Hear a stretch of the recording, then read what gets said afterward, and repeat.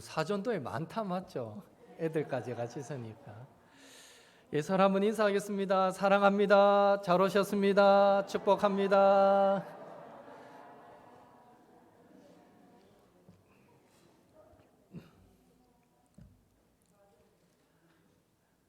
여러분, 이 세상에 존재하는 모든 것에는 존재 이유가 있습니다. 그릇은 무언가를 담기 위해 만들었고요. 자동차는 운송을 위해 만들어졌습니다. 태양은요, 밝게 비추기 위해서 만들어졌고요. 심지어 모기, 지난 여름에 많이 물리셨죠? 저는 어제 밤에도 물렸습니다. 한 번씩 우리를 물어서 귀찮게 만드는 그 모기도 장구벌레, 애벌레일 때, 이 장구벌레일 때는요, 이 더러운 물을 깨끗하게 정화시키는 그런 기능을 한다라고 하니 모기조차도 분명 존재 이유가 있다, 이렇게 말할 수 있습니다. 그렇다면 오늘 저와 여러분은 우리의 존재 이유는 무엇이라고 생각하십니까? 저와 여러분은 무엇 때문에 일하고 있고 무엇을 위해서 오늘도 살아가고 계시는지요? 오래전에 다른 교회에서 청년부 사역할 때 있었던 일입니다. 한 청년과 대화를 나누었는데요. 그 청년은 정말 공부도 열심히 하고 장학금도 받던 그런 청년이었습니다. 이런저런 대화 끝에 제가 물었습니다. 너 그런데 왜 그렇게 열심히 공부하니? 좋은 직장 잡으려고요. 제가 또 묻습니다. 그래? 그러면 왜 좋은 직장을 구하려고 하는데? 조금 당황하는 기색을 보이더니 이내 이래 말합니다. 당연한 거 아닙니까? 그거야 돈도 많이 벌고 또 때가 되면 예쁜 자매 만나서 결혼도 하고 해야 될 것 아닙니까? 그래서 짓궂게 제가 한 번 더 질문했습니다. 왜 돈을 많이 벌고 싶고 왜 결혼하고 싶은데? 그 형제의 마지막 대답은 이렇습니다. 그것도 이유가 있어야 합니까? 돈 있으면 좋잖아요. 그리고 다들 결혼해서 살잖아요. 여러분, 그 형제의 문제점이 무엇이라고 생각하십니까? 열심히 공부도 하고 장학금도 받았지만 왜 공부해야 하는지, 왜 출세해야 하는지, 왜 물질을 모아야 하고 왜 결혼해야 하는지, 그것에 대한 분명한 목적이 그 형제에게는 없었습니다.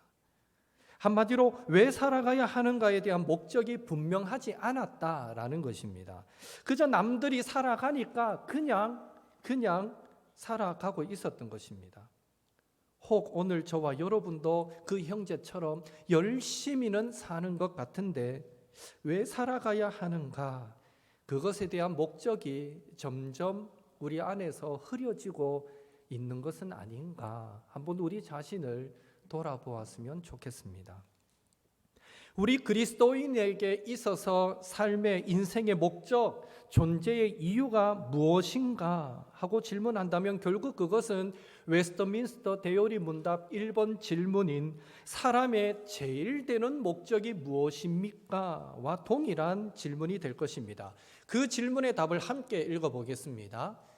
하나님을 영화롭게 하는 것과 하나님을 영원토록 충만히 즐거워하는 것입니다. 한 번 더 읽겠습니다. 하나님을 영화롭게 하는 것과 하나님을 영원토록 충만히 즐거워하는 것입니다. 아멘. 어떻습니까? 저와 여러분은 매일 매순간 이런 목적을 위해 살아가고 계시는지요? 히브리서는 로마 황제의 기독교 박해와 유대교의 기독교 핍박이 심해지자 기독교로 개종했던 유대인들이 견디다 못해서 다시 유대교로 돌아가려고 할 때에 그들의 나약한 연약한 믿음을 붙잡아서 배교하지 않고 고난과 시험 속에서도 믿음을 잘 지키도록 변증하도록 만들기 위해 기록된 서신입니다. 그래서 히브리서 1장에서 10장까지는 예수님의 우월성을 강조하고 있습니다. 죄인들의 구원은 예수님 한 분만으로도 충분하다라는 것을 10장에 걸쳐서 강조하고 있습니다. 그리고 히브리서 11장, 우리가 알고 있는 믿음장에서는 믿음은 바라는 것들의 실상이요 보이지 않는 것들의 증거니라는 이 믿음의 정의와 함께 믿음으로 아벨은, 믿음으로 에녹은, 믿음으로 하면서 선조들이 보여준 믿음의 예를 소개해 주고 있습니다. 그리고 히브리서 12장 1절에서 3절은 믿음의 주요 또 온전케 하시는 이인 예수님, 즉 십자가 고난과 부활의 승리로 믿음의 모범을 보여주신 예수님을 소개해 주고 있습니다. 그리고 이어지는 오늘 본문 4절 말씀에서 이 히브리서 저자는 그렇다면 그리스도인은 어떻게 신앙생활 해야 하는가, 그것에 대해서 초대교회 이 기독교 유대인들을 향해서, 그리고 오늘 저와 여러분을 향해서 정말 강력한 신앙의 도전을 주고 있는 것입니다. 다시 4절 말씀 같이 읽겠습니다. 너희가 죄와 싸우되 아직 피 흘리기까지는 대항하지 아니하고. 우선 4절 말씀이 전제하고 있는 것은 당시 기독교 유대인들은 계속해서 죄와 싸우고 있었다라는 것입니다. 여기서 말하는 죄는 단순히 어떤 잘못된 행동, 그것을 의미하는 것이 아니라 성도가 예수님께 충성하는 과정에서 만나는 여러 가지 핍박, 고난, 어려움, 역경, 즉 예수님을 향한 뜨거웠던 그런 믿음과 순종을 식어버리게 만드는 모든 것이다, 이렇게 우리는 말할 수 있습니다. 결국 하나님을 영화롭게 하지 못하게 만드는 것, 하나님 한 분만으로 만족하지 못하게 만드는 모든 것을 여기서는 죄로 묘사하고 있는 것입니다. 우리 그리스도인들은 그런 죄와 끊임없이 싸워야 하는 것입니다. 실제로 초대교회 기독교 유대인들은 이런 죄와 치열한 전쟁을 치루었던 사람입니다. 히브리서 10장 32절에서 34절의 말씀을 보면 기독교 유대인들은 예수님을 믿은 이후에 많은 고난과 비방과 환난을 당함으로 사람들의 구경거리가 되었다라고 기록되어 있습니다. 예수 믿는 것 때문에 비웃음거리가 되었다는 거죠. 심지어 예수님을 믿는다는 이유로 재산까지 빼앗기는 고통을 그들은 당해야만 했습니다. 그런데 놀라운 사실은 이 기독교 유대인들은 사람들의 비웃음거리가 되고 자신들의 재산까지 빼앗기는 고난을 당하면서도 기쁘게 여기더라라는 것입니다. 도대체 그들에게 임한 성령님은 어떤 분이시기에, 그들이 받은 은혜는 어떤 은혜이기에 그럴 수 있었을까 하는 것입니다. 분명 우리가 받은 성령님, 우리가 받은 은혜, 그 구원의 은혜와 결코 다르지 않을 텐데 그들은 모든 것을 잃어버리는 그 순간에도 어떻게 기뻐할 수 있는 믿음을 소유할 수 있었는가 하는 것입니다. 분명한 사실은 이 초대교회 기독교 유대인들이 소유했던 믿음은요, 보통 믿음이 아니었다라는 것이죠. 그러나 문제는요, 이 기독교 유대인들을 향한 로마의 핍박, 이 유대교의 그 박해가 한 번, 두 번으로 끝나면 버틸 수 있겠는데 그 핍박과 박해가 계속 끊어지지 않고 계속되었다라는 것이 문제입니다. 심지어 그들은 생명의 위협까지 받았던 것입니다. 결국 이런 상황이 계속되자 참고 인내하던 기독교 유대인들의 그 믿음은 흔들리기 시작했습니다. 그들의 마음속에는요, 예수님을 믿는다고 계속해서 이렇게 고통당하느니 다시 유대교로 돌아가서 편하게 살자 하는 그런 배교의 유혹이 슬그머니 찾아오게 되었던 것입니다. 사실 당시 이 로마인들의 눈에, 이방인들의 눈에 비춰진 유대교나 기독교의 모습은 겉으로 봐서는 크게 다르게 느껴지지는 않았습니다. 그러나 이 로마가 유대교는 박해하지 않았지만 기독교는 박해했습니다. 그 이유는요, 유대교는 처음에는 로마가 점령하고 많은 전쟁도 치러보았지만 이 유대인들은 자신들의 고유한 전통, 문화만 인정해주면 로마의 별 위협이 되지 않는 민족이었습니다. 그것을 알고는 로마가 이 포용 정책을 써서 유대교인들은 너가 마음대로 살아라 그러면 뭐 로마 황제 숭배 안 해도 되고 너가 믿던 종교 믿고 너가 마음대로 살아라라고 던져줬습니다. 자유를 허락해 줬습니다. 그래도 유대교는요, 뭐 자기들이 막 확장이 되고 로마의 위협이 되고 그러할 만한 종교가 되지 못했습니다. 그냥 자기들끼리 모여서 예배하고 그렇게 자신들의 고유 어떤 전통을 지키며 사는 그 정도의 모습이었습니다. 그러나 문제는 기독교입니다. 기독교인들의 신앙을 인정해 주려니 이 기독교인들은요, 도무지 인정해 줄 수가 없어요. 왜냐하면 이들은 틈만 나면 나가서 전도하고 예수님을 구주라고 전파하고 그 믿는 자의 수가 사도행전으로 기록되지만 하루에 3,000명이 회개하고 돌아올 만큼 기하급수적으로 늘어가고 로마 전역으로 퍼져가고 있었어요. 그리고 문제는 이 기독교인들이 전도하면서 예수 믿게 만드는 모든 사람들에게 꼭 하는 말이 있는데 로마는 신이 아니다. 황제는 신이 아니라는 거예요. 구원자가 아니라는 거예요. 예수님만이 참된 구원자다라는 것을 꼭 전파하더라는 거예요. 로마의 입장에서는 이 기독교는 반드시 없어져야 될, 로마에 있어서는 눈에 가시 같은 그런 종교였기 때문에 기독교는 엄청나게 박해를 했던 것입니다. 그러니 이 기독교 유대인들 그만 이렇게 고통당하고 박해받느니 유대교로 돌아가서 좀 편하게 살까 하는 이런 유혹을 그들은 받을 수밖에 없었습니다. 과연 계속되는 고난 앞에서, 생명의 위협 앞에서 흔들리지 않을 성도들이 몇 명이나 되겠습니까?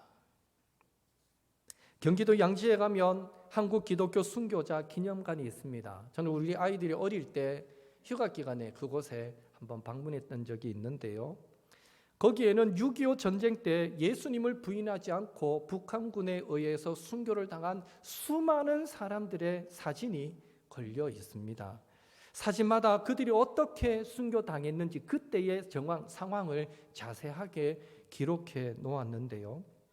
정말이지 그 내용을 읽어보면 영화나 소설에 나올 법한 상황들, 예를 들어서 예수님을 부인하면 살려주고 예수님을 부인하지 않으면 죽이겠다, 여기 있는 십자가를 밟고 지나가며 살려주고 밟지 않으면 죽이겠다, 뭐 이런 상황들이 대부분이었고, 그 상황에서 그들은 예수님을 부인하지 않아서 총살당하거나 죽창에 찔려서 죽거나 교회 안에 가둬진 채 불태워져서 죽임을 당했던 것입니다. 말이 쉬워 순교지 실제로 저와 여러분 앞에 총칼을 내밀고 예수 믿을래 안 믿을래 라고 하면 과연 여러분은, 우리는 어떤 반응을 보일 것 같습니까? 교회 안에 조금만 시련이 찾아와도, 성도 간에 약간의 마찰만 생겨도 그것을 참고 인내하지 못하여 교회를 옮기거나 떠나버리기 쉬운데, 총칼을 내밀고 신앙을 협박하면 과연 죽기를 각오하고 예수님을 믿겠습니다 라고 신앙 고백할 성도가 이 시대에 과연 얼마나 되겠는가 하는 것입니다. 저 역시 한때는 만약에 순교의 상황이 나에게 다가온다면 난 꼭 멋있게 예수님을 향한 사랑을 고백하고 순교당해야지 하며 다짐했던 적이 있습니다. 그리고 스스로 나는 그렇게 할 수 있어 자신했던 적이 있습니다. 그리고 끝까지 예수님을 부인하지 않고 순교당하는 꿈을 꿔보기도 했습니다. 여러분, 꿈도 쉽지 않았어요. 그런 꿈을 꿔보기도 했습니다. 그러나 언제부터인가 제 마음속에도 순교를 생각할 때 이 두려움이 찾아오기 시작했습니다.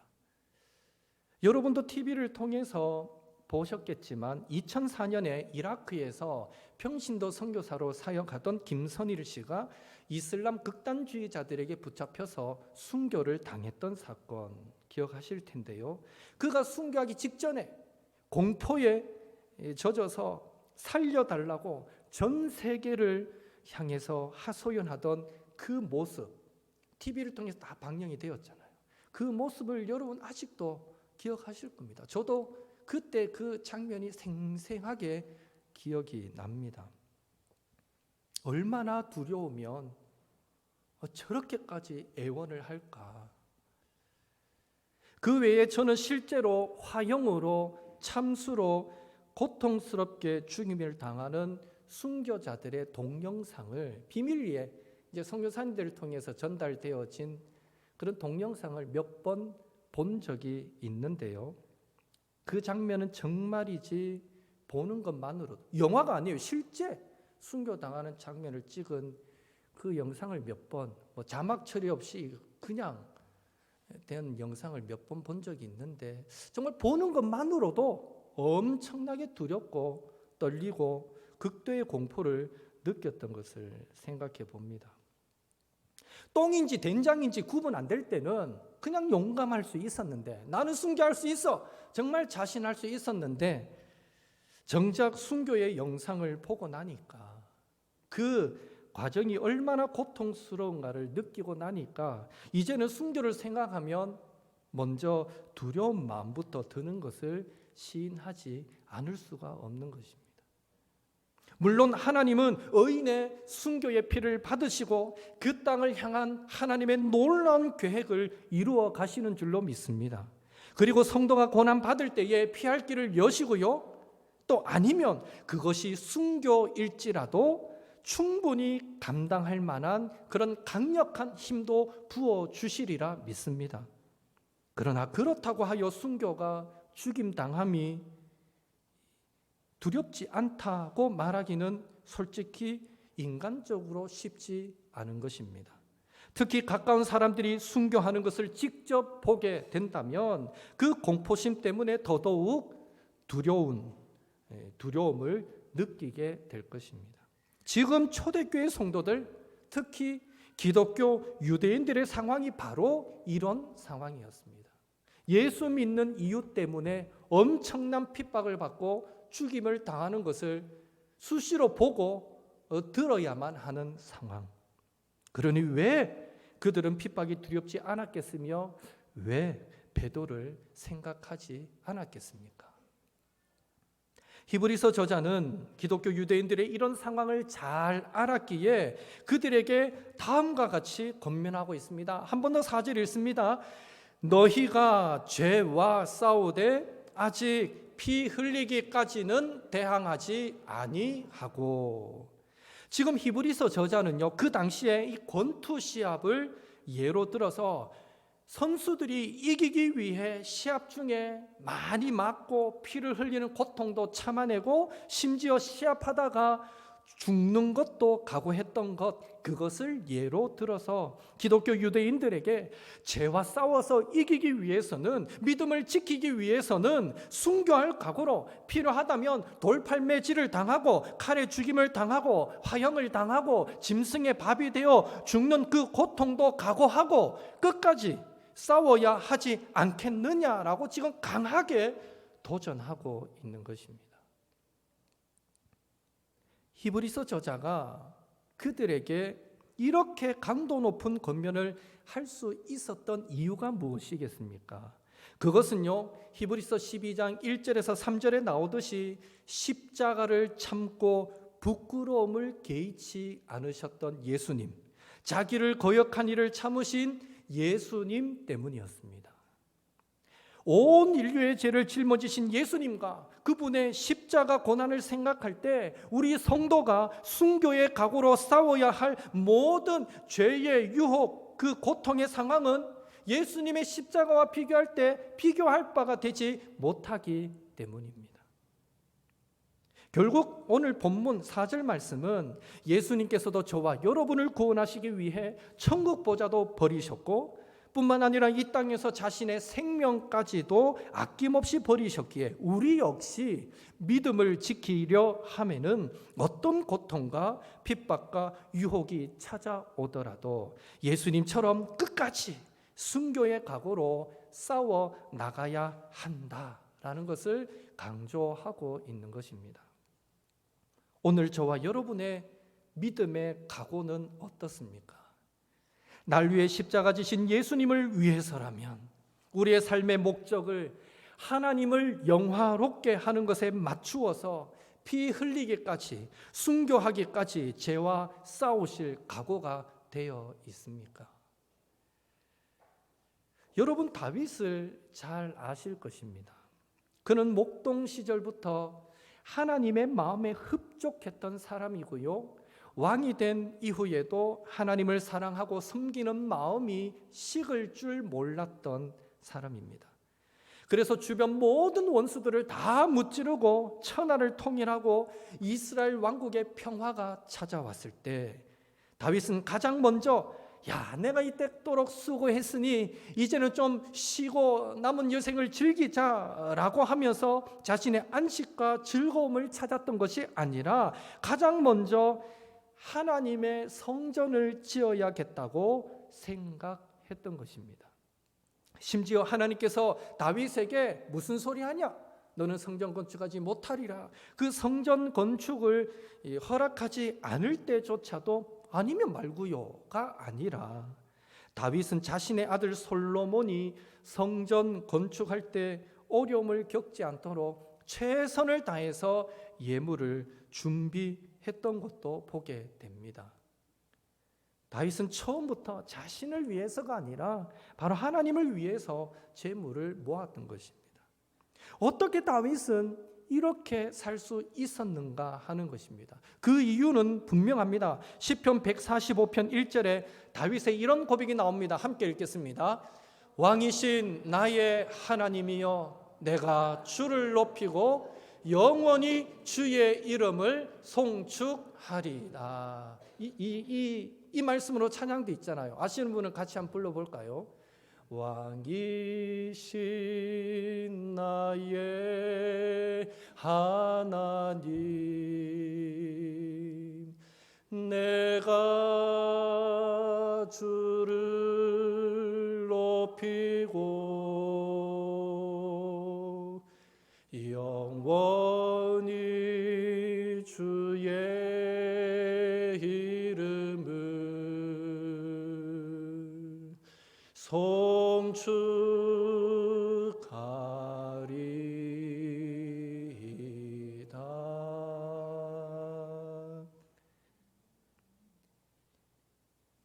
다윗은 하나님을 너무너무 사랑했기에 그의 삶의 이유가 오직 하나님을 높이고 그의 이름을 영원히 찬양하는 것에 있었기에 그는요, 천하를 통일하고 드디어 평화가 찾아온 그 처음 순간에 하나님의 성전을 지어야겠다라고 마음먹을 수 있었던 것입니다. 그리고 다윗은 하나님을 사랑했기에 그는 왕이었어요. 아무것도 부족함이 없는 사람이면서도 역대상 29장 15절에 보면 이 땅의 삶이 나그네와 거류민과 같고 그림자와 같다라고 고백하면서 늘 이 하나님 계신 천국, 그 천국을 소망하며 순례자의 자세로 살았던 것도 보게 됩니다. 정말 가진 것이 없고 사는 것이 힘들면 상대적으로 주여 어서 오시옵소서, 좀 천국을 더 소망하기 쉬울 텐데 왕이에요. 가진 것이 너무 많아요. 부족한 것이 없어요. 그런 그가 하나님을 너무너무 사랑했기 때문에 하나님을 영화롭게 하는 것이 그의 목표였기 때문에 모든 것이 넉넉한 그 상황에서도요, 그는 매사에 나는 거류민이고 나는 나그네다, 이 땅의 삶은 그림자와 같다 하면서 늘 천국을 소망하며 살 수 있었다라는 것입니다. 그리고 다윗의 삶의 이유가 하나님을 영화롭게 하는 것에 있었기에 그는 고통과 시련을 대하는 태도도 남달랐습니다. 시편 7편 1절에서 5절 말씀에 의하면요, 다윗은 고통과 어려움이 다가올 때에 제일 먼저 하나님께로 피하는 모습을 볼 수 있고요. 그 다음으로 자신의 마음을 살핍니다. 자기 자신을 돌아보는 것을 보게 됩니다. 다시 말해서 다윗은요, 고통의 상황을 두고 하나님 왜 저에게 이런 일이 일어나게 하십니까? 하고 원망 불평하는 것이 아니라 하나님, 이 고통을 통해 지금 저에게 말씀하시고자 하시는 것이 무엇입니까? 혹시 제 삶에 하나님께 순종하지 않은 것이 있어 이 어려움이 저에게 찾아왔습니까? 하고 자신을 돌아보면서 겸손하게 하나님의 은혜를 구하며 기도했던 것입니다. 그렇게 할 수 있었던, 그렇게 살 수 있었던 이유는 간단합니다. 다윗은 하나님을 너무너무 사랑했기 때문입니다. 다윗이 살아가는 삶의 이유는 유일하게 하나님을 영화롭게 하는 것에 있었기 때문에 고통받는 순간에도 자신이 하나님의 영광을 가리지는 않을까, 그렇게 자신을 돌아보는 계기로 삼았던 것입니다. 얼마나 사랑하면 이룰 수 있었을까 하는 것이죠.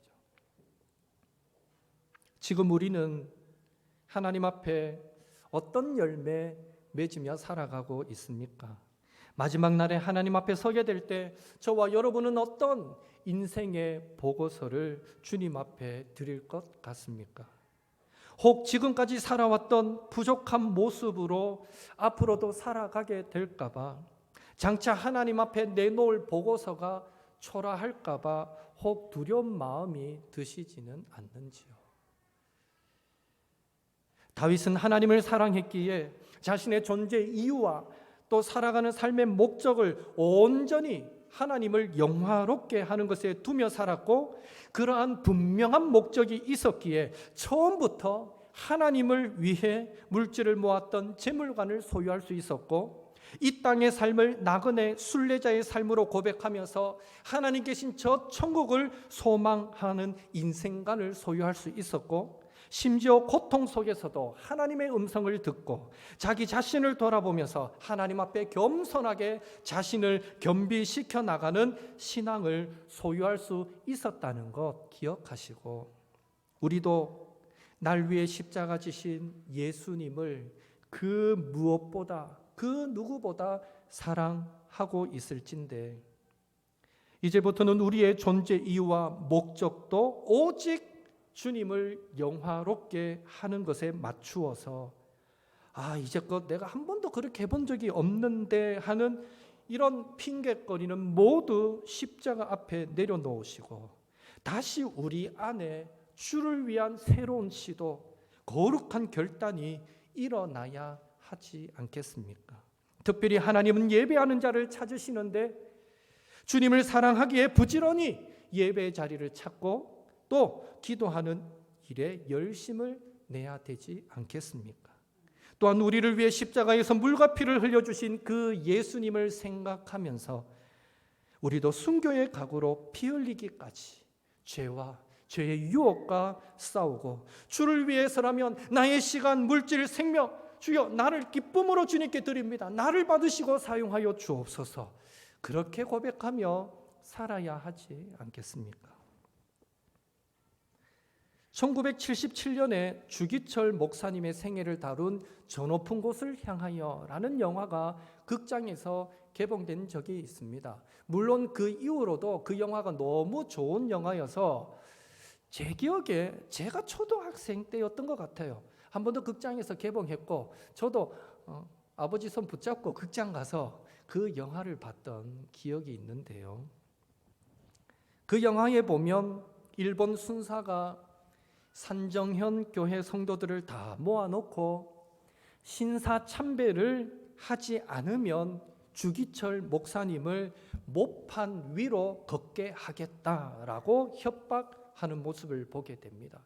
그때 성도들은요, 이러지도 못하고 저러지도 못하고 무슨 말도 못하고 가만히 있을 때 주기철 목사님께서 성도들에게 자신을 생각하지 말고 예수님의 십자가만을 생각하면서 우리 계명을, 말씀을 굳게 지킵시다 라고 권면하고는 저 높은 곳을 향하여 찬송하면서 일사각오의 정신으로 내가 주를 위해 죽어도 한 번 죽지 두 번 죽겠나 하는 그런 마음으로 모판 위를 걷는 장면이 나옵니다. 그때 온 성도들도 함께 울고 저 높은 곳을 향하여를 부르는 그 장면을 그 영화에서 볼 수 있는데요. 오늘 주님께서 우리에게 기대하는 신앙의 모습도 주기철 목사님의 그 믿음의 모습과 동일하다라는 사실을 기억하시고, 우리의 존재 이유가 다윗처럼 주님을 사랑하고 하나님을 영화롭게 하기 위해서임을 기억하면서 이번 한 주간도 매 순간 예수님의 십자가, 그 십자가를 생각하면서 초대교회 성도들처럼 주기철 목사님처럼 우리도 순교의 각오로 피 흘리기까지 우리에게 다가오는 여러 가지 죄의 유혹과 싸워서 승리하시고 하나님을 영화롭게 하며 살아가시는 우리 옥토의 모든 성도님들이 되시기를 예수님의 이름으로 축원합니다. 함께 기도하겠습니다. 이후로 우리의 존재 이유와 삶의 목적이 하나님을 영화롭게 하는 것, 하나님 한 분만으로 만족하는 것, 누구보다도 예수님을 사랑하며 사는 것이 되게 하옵소서. 우리도 예수님의 십자가 생각하면서 주기철 목사님처럼 주님을 위해서라면 나 하나는 어떻게 되어도 괜찮습니다 라는 각오로 내 생명, 시간, 물질 주를 위해, 나를 기꺼이 주를 위해 사용하는 삶 살게 하소서. 우리도 다윗처럼 핍박받던 초대교회 성도들처럼 날마다 천국 소망으로 죄의 유혹과 싸우면서 저 높은 곳을 향하여 날마다 걸어가는 성도 되게 하옵소서. 우리 받은 말씀 붙잡고 기도하시고, 또 한 주간의 삶, 내일부터 위드 코로나, 이제 여러 가지 조치들이 많이 풀려지는 이제 시기가 되었는데 하나님 더 말씀의 은혜 받고, 또 다니엘 기도회를 통해서 은혜 받고, 또 우리의 신앙을 세워가는 또 한 주간이 되게 하옵소서. 한 주간의 삶의 승리를 위해서도 기도하겠습니다. 함께 통성으로 기도합니다. 사랑의 하나님, 주님 은혜 감사드립니다. 오늘도 저희들 주님 앞에 모여 예배하며, 특별히 초대교회 아버지 기독교 유대인들, 그들이 당했던 고난, 핍박, 어려움 가운데 히브리서 저자가 피 흘리기까지 우리도 예수님의 십자가 바라보며 그렇게 살아야 되지 않겠느냐라는 이 강력한 도전 앞에 오늘 우리에게도 하나님이 동일한 도전을 주고 계심을, 그 음성을 우리가 들을 수 있음에 감사드립니다. 하나님 간절히 소망합니다. 오늘 이 땅을 살아가는 이유, 오늘 우리가 존재하는 이유가 있다면 그것은 하나님을 영화롭게 하기 위해서입니다. 오직 예수님 한 분만으로 만족하며 그 누구보다, 그 무엇보다 예수님을 사랑하며 살아가는 것, 그것이 내 삶의 존재의 이유라는 사실을 잊어버리지 않는 우리 모든 성도들이 되도록 주여 도와주시옵소서. 아버지여, 자꾸만 나도 모르게 내 안에 예수님 아닌, 하나님 아닌 다른 것이 채워지게, 아버지여, 채워지는 것을 보게 되고, 자꾸만 아버지여 주님 사랑하는 마음이 아버지여 빼앗겨가는 것을 보게 됩니다. 주여 간절히 소망합니다. 성령으로 충만하게 기름 부어 주셔서 아버지여 늘 매일 매 순간 우리 안에 내 삶의 목적이 분명해지게 도와주시고, 주를 향한 우리의 사랑이 더욱 뜨거워지게 도와주시고, 아버지 그 사랑 때문에 어떤 순간에서도 마치 피 흘리기까지 나도 순교의 각오로 살겠습니다 하는 마음으로 믿음으로 살아갈 수 있는 우리 모든 성도들이 되도록 주여 도우시고 역사하여 주시옵소서. 특별히 아버지 하나님, 주기철 목사님, 주님을 위해서라면 나는 어떻게 되어도 괜찮습니다 라는 그 각오로 모판 위를 걸어가셨는데, 아버지 오늘날 동일하게 그러한 믿음의 자세, 그러한 믿음의 태도를 주님은 우리에게 기대하실진데, 주여 쉽게 넘어지는 자들이 되지 않게 도와주시옵소서. 늘 말씀과 기도로 무장하여서 어떤 사단의 유혹이 오더라도 우리도 넉넉히 당당하게 이기고 승리하는 자들이 되게 도와주시옵소서. 기꺼이 내 생명, 내 시간, 내 물질도 하나님 영광 위하여 귀하게 쓰임받을 수 있는 저희들 모두가 되게 주여 도와주시옵소서. 특별히 주여 아버지 저 높은 곳을 향하여 날마다 나아갑니다. 우리도 믿음으로 고백하게 도와주시고, 우리의 마음이 저 높은 곳에 있을 수 있도록 도와주시고, 늘 천국을 소망하면서 우리가 이 이 땅에 영원히 정될 자들이 아님을 기억하고 나그네의 삶, 순례자의 삶을 또한 아름답게 살아가는 저희들 모두가 되도록 주여 도와주시고 역사하여 주시옵소서. 하나님, 이제 위드 코로나 시기가 왔습니다. 하나님, 우리 모든 성도들 일상의 삶이 회복되어져 갈 때에 아버지 이제껏 침체되었던 모든 것들을 회복시켜 주시고 아버지 그들의 가정과 아버지 그들의 일터와 직장을 붙잡아 주시며 놀란 회복의 은혜로 함께하여 주시옵소서. 더불어 주여 내일부터 다니엘 기도회가 시작되는데 하나님 시간 은혜 받는 저희들 되게 도와주시고 아버지 우리의 심령에 하나님의 말씀으로 은혜로 채우는 저희들 모두의 삶이 될 수 있도록 주여 도와주시옵소서. 아무쪼록 주님 자꾸만 우리는 아버지요 하나님의 그 마음에서 하나님의 뜻에서 멀어지기가 쉽고 아버지 주님의 그 마음에서 멀어지기가 쉬운데 늘 우리가 기도하며 늘 우리가 성령을 구하여서 주님의 마음을 찾고 주님의 뜻을 찾으며 아버지 주님 사랑하는 마음이 늘 우리 안에 불같이 일어나서 아버지 주님 사랑하는 그 마음 가지고 하루하루를 주의 영광 위에 살아가는 저희들 모두가 되도록 주여 도와주시고 역사하여 주시옵소서. 하나님, 이 한 주간을 살아갈 때에 내가 살아야 하는 그 이유, 목적을 분명히 기억하며 살 수 있게 도와주시옵소서. 하나님을 영화롭게 하는 것, 그것이 이 한 주간을 또 살아야 될 우리의 이유임을 기억하게 하시고 그것 때문에 어떤 고난, 어떤 어려운 순간을 맞이하더라도 그것 때문에 아버지 원망 불평하는 저희들 되지 않게 도와주시고 오히려 하나님의 영광을 위해 살겠다는 그 목표 때문에 모든 순간에 하나님의 뜻을 찾고 모든 순간에 내 자신을 돌아보게 되며 그렇게 더욱 주님 사랑하려고 몸부림칠 수 있는 저희들 모두가 되도록 도와주시옵소서. 하나님, 주기철 목사님만 못한 일을 걸을 수 있는 것이 아니라 오늘 우리도 성령으로 충만해지면 우리도 주님 사랑하고자 하는 마음이 불같이 일어나게 되면 기꺼이 우리의 삶 속에서 마치 못한 일을 걷는 듯한 그런 순교의 각오로 주님 사랑하며 살아가게 될 줄로 믿습니다. 이 한 주간 그 뜨거운 사랑이, 주님을 향한 그 뜨거운 사랑이 회복되어지게 도와주시고 우리의 삶에서 그 사랑이 아름다운 열매로 드러날 수 있도록 주님 도와주시옵소서. 특별히 우리는 이 땅 잠깐 나그네의 삶을 살고 있음도 잊지 않게 도와주시고 저 높은 곳을 향하여 날마다 나아갑니다. 오 주여, 내 마음 그곳에 있게 하옵소서. 고백하며 하루하루 천국 소망으로 또 승리하며 살아가는 저희들 모두가 되도록 도와주시옵소서. 예수님의 이름으로 기도하옵나이다. 아멘.